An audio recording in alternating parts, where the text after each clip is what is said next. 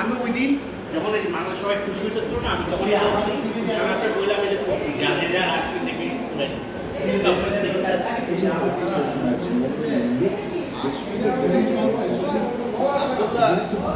এই অ্যাঙ্গেল থেকে ভিডিও করো, লেফট সাইডে অ্যাঙ্গেলটা ভালো আসতেছে।